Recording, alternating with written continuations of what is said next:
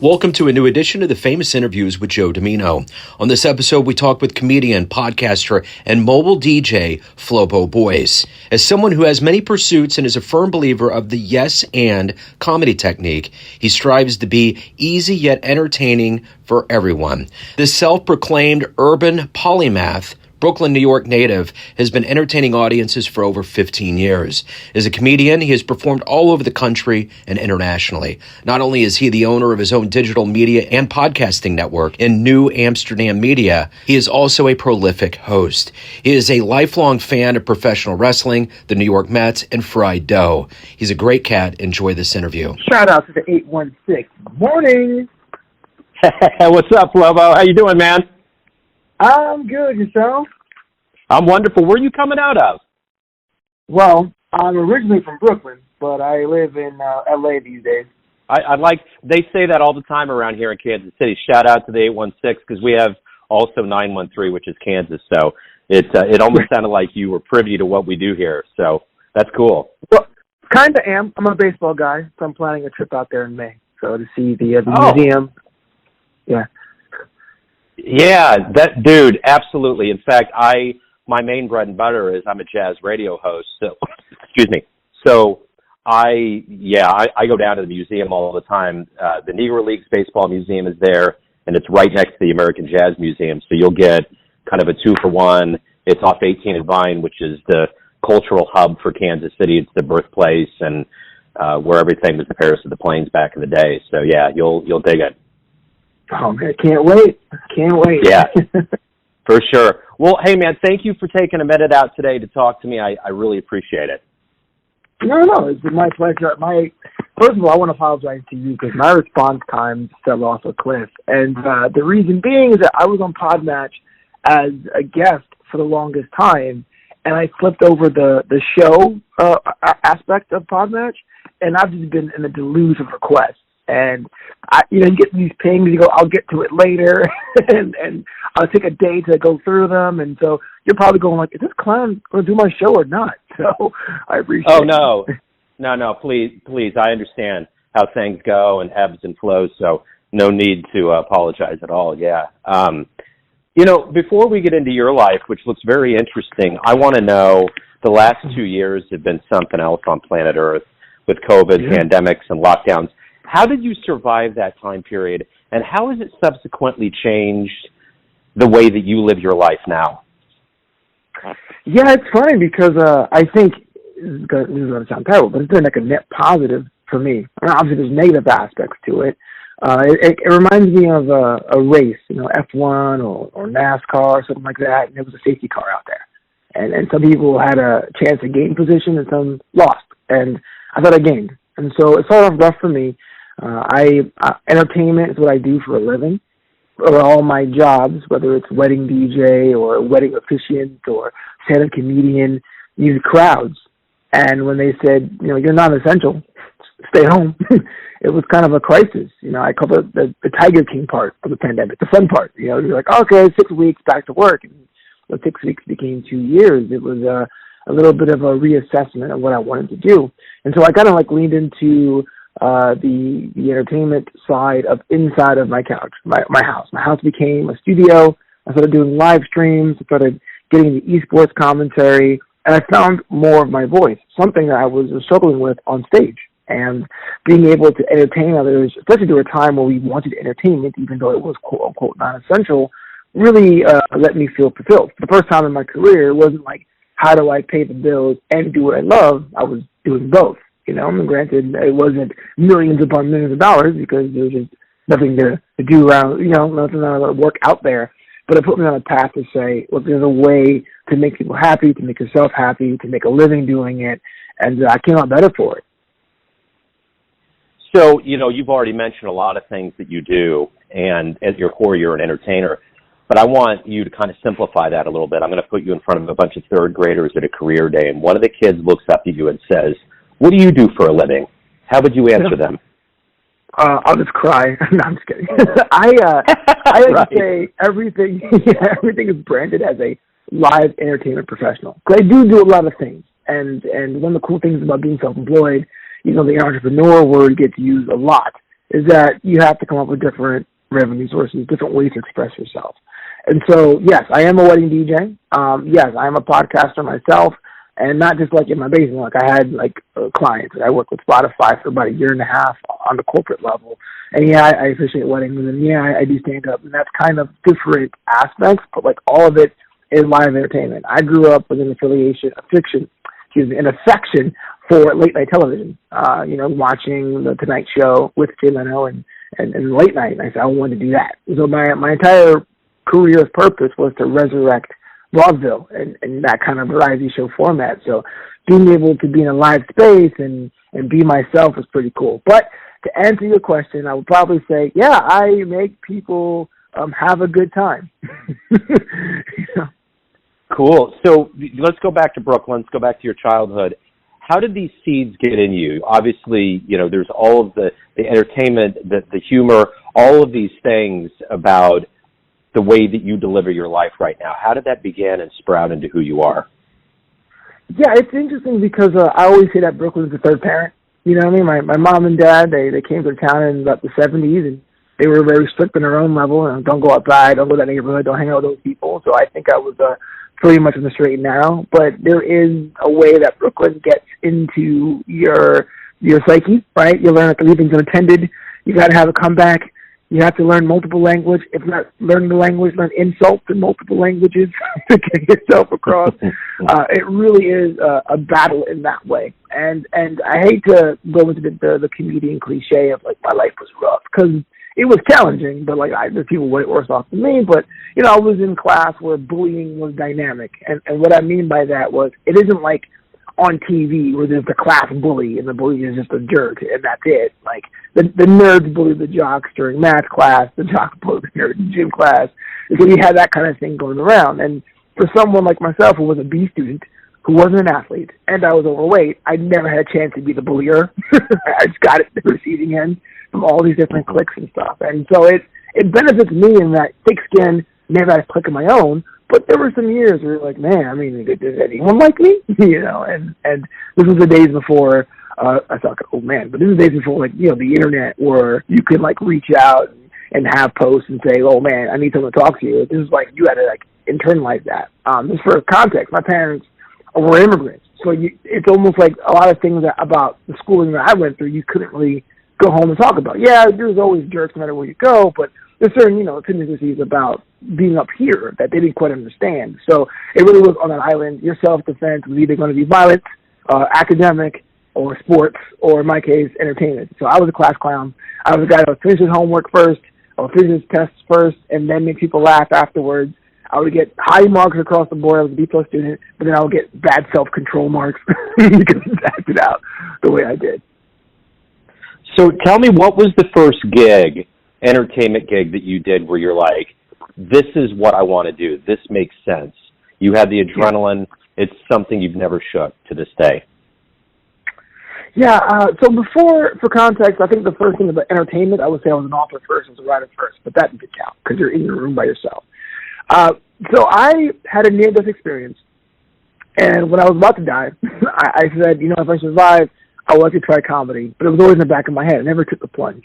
And my girlfriend at the time, was like, I'll say Groupons, but it was Living Social, which is like the B+ player to Groupons for a comedy class here in Los Angeles.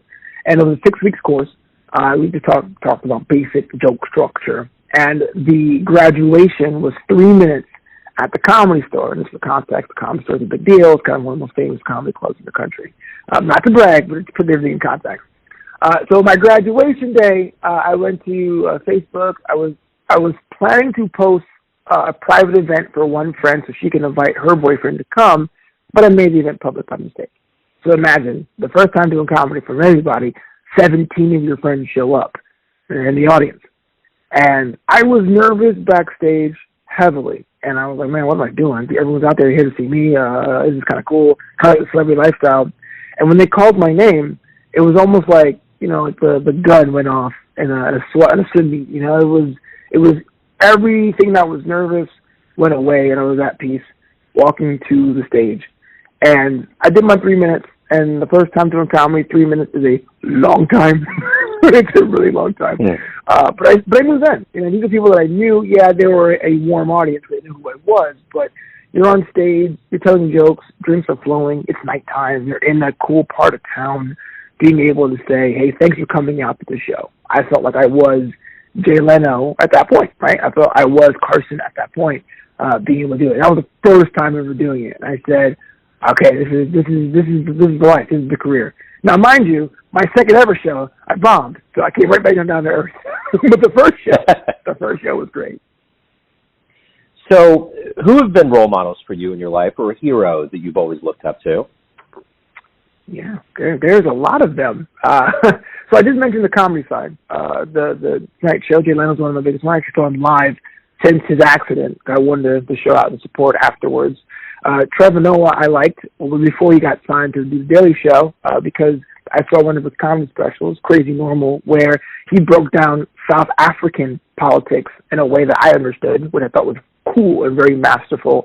I'm a big professional wrestling fan, and I'm a person of color, and so growing up, there really weren't many heroes, except for like The Rock, and The Rock is another one in that way. And I remember from my past daytime career as a marketing professional, I was at this conference in Vegas, and the daytime MC was Will Smith, and I was like, oh my gosh, The Fresh Prince was the first piece of music I ever bought. And so I was outside at 11 o'clock in the morning to get a lunchtime concert from the Getting Tea with the guy. So those are kind of like the Mount Rushmore, the pantheon of heroes. So let me ask you this. Let me kind of up the ante a little bit. If you could meet anybody alive on the planet right now and talk to them, who would you love to meet? Tony Danza. Tony Danza. I can't say it's a hero, but definitely the blueprint of what I want to do. And people go, really? The guy from Taxi? Or Who's the Boss? Depending on how old you are. I saw him live this month, too.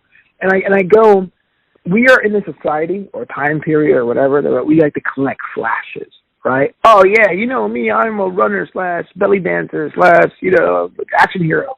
But there really isn't the reverence for being the true polymath, to the Renaissance man, being good at many different crafts at once. But Tony Danza, whether you like him or not, or he's a cup of tea or not, is a jazz singer, jazz performer. He's an actor, he's a tap dancer, he's a boxer. He taught public school in Philadelphia for a couple of years, and I have his jazz album. So, he's done so much, and he plays the ukulele, if you didn't know that either.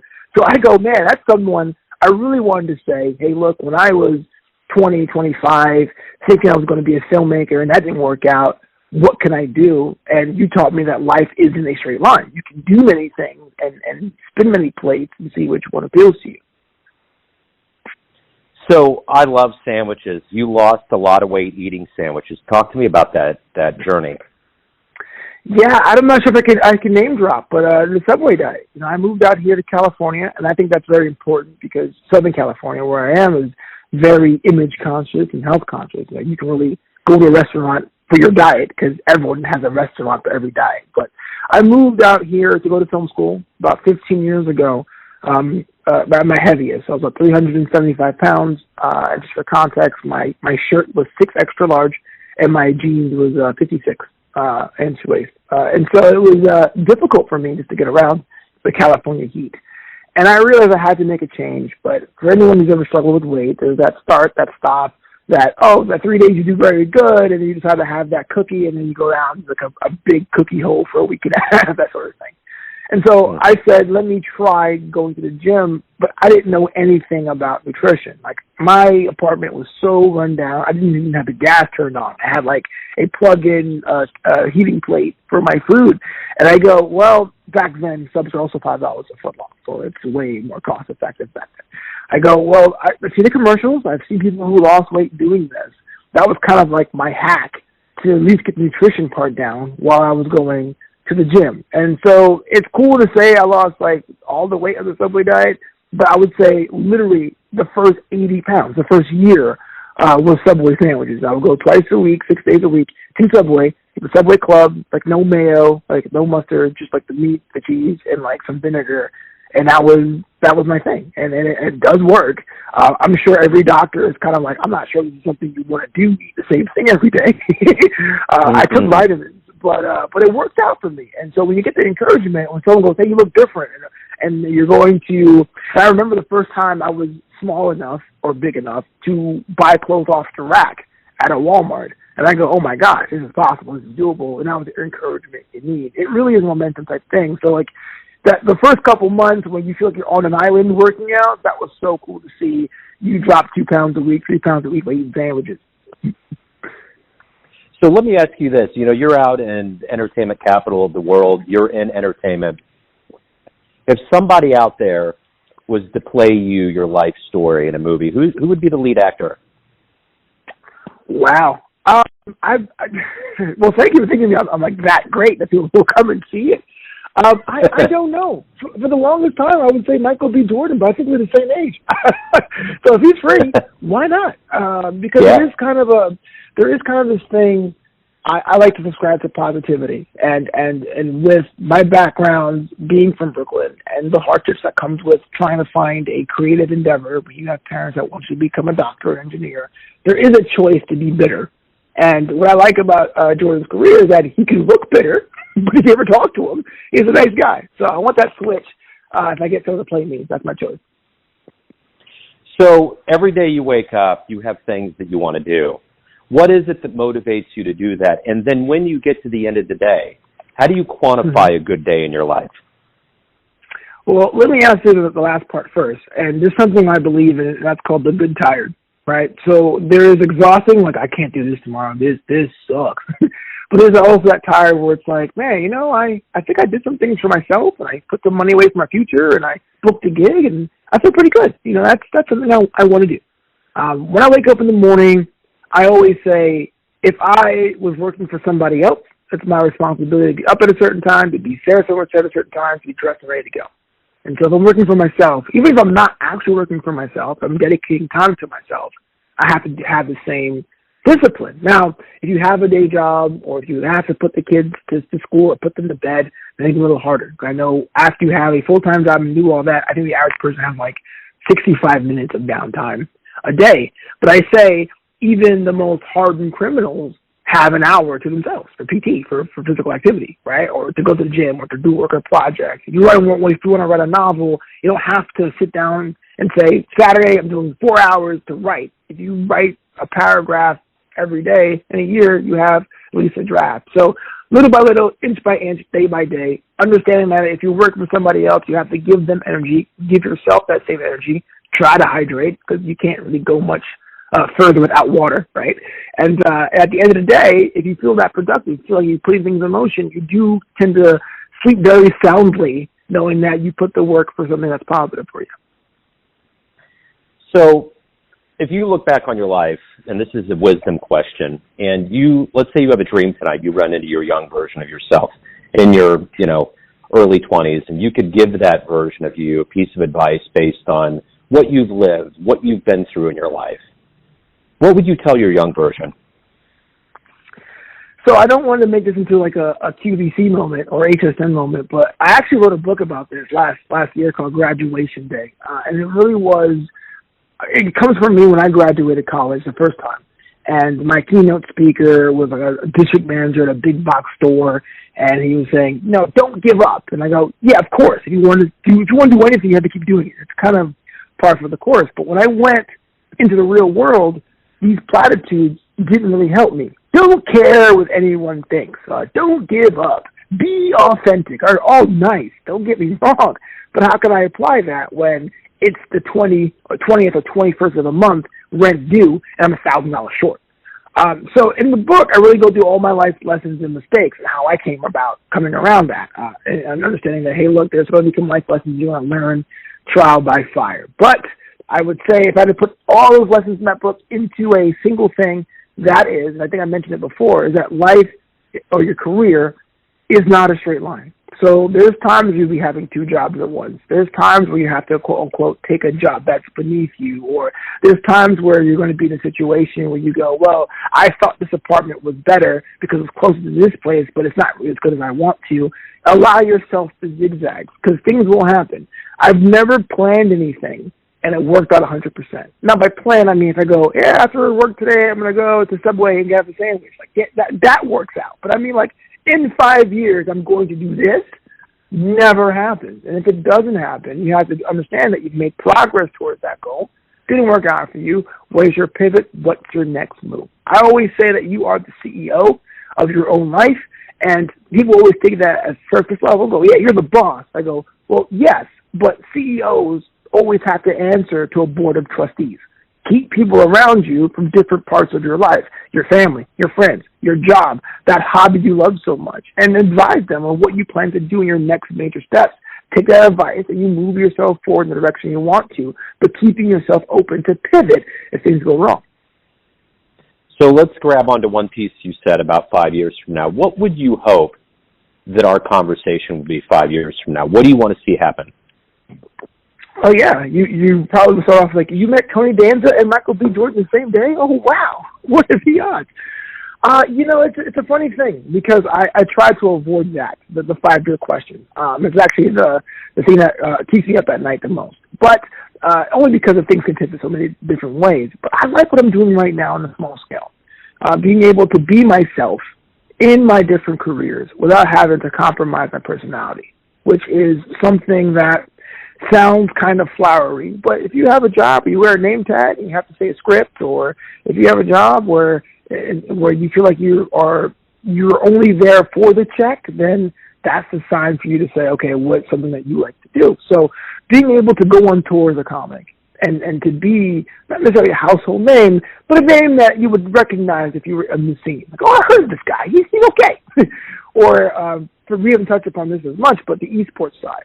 During the pandemic, being an esports commentator was something that blew my mind because I'm a 90s kid. You play video games an hour if your homework was done, or you went to the arcade, if your cool uncle took you out. You never played video games professionally, and have people in the stands cheering you on and commentators telling you about every good move you did. So commentary for esports is something that I love to, because it's like giving to a generation from a place within that I didn't have. So the on tour as a comic, esports commentary, being myself and making a living doing it is all parts of the things I want to work on in 5 years. So everyone out there has a perception of you, your family, your friends, your fans, but ultimately you live your life. You have a perception of yourself. Who do you think you are? Who do you think you are? Who do you think you are? I know. Where do you get off being yourself? No, I always tell myself, the golden rule, they always say treat yourself how you want to be treated, which is great. Another platitude, though. I always say try to be your cool cousin. And I think there is a balance of wisdom, knowledge, but breaking it down the way that's accessible, that I always try to strive for. So this was like during the pandemic, for example, when someone says, I'm thinking about starting up my own podcast. At the time, at the peak, I had 9 podcasts going simultaneously. When someone would call me, I would definitely say, hey, I'll open and share my knowledge. Like, what would a cool cousin do? And I think that's my goal. That's what I try to see in myself. There's some days where I miss. I'm only human. There's some days where I go home and I go, I was kind of short to that guy that store. I don't know what's going on. But for me, it's to be helpful, to be informative if need be, and to be an ear, to be someone that's listen to, or I can listen to your stories or your problems if need be. So let's get to the good business of your life and what you do. If anyone out there listening wants to know more about you and where they can catch you live, any of your services, anything that you do, where's the best place on the web for them to go? Oh, yeah. The website is flobito.com. That's flobito.com. Learn more about me and my story. If you want to hear more of my stand-up, I'm available on Spotify and the Apple Podcast. Search my name, Flobo Boyce, Flobo Boyce. The book is called Graduation Day, life lessons from the real world. If you want to hear more about my weight loss journey, or the time where I almost killed myself riding a motorcycle, or the time I went all the way to Italy to save my DJ business, those stories and more are in Graduation Day, available on Amazon. Beautiful. Flobo, this has been great, man. Thank you for opening up. Good luck with everything as we move forward. Have a great holiday in 2023. Same to you. Thanks. Thanks for tuning in to another famous interview with Joe Dimino, where we cover the world of art, literature, business, spirituality, music, and comedy from around the globe. If you want to hear more interviews, visit the Famous Interviews with Joe Dimino channel on YouTube and on Spotify. Thanks again for listening, and until next time.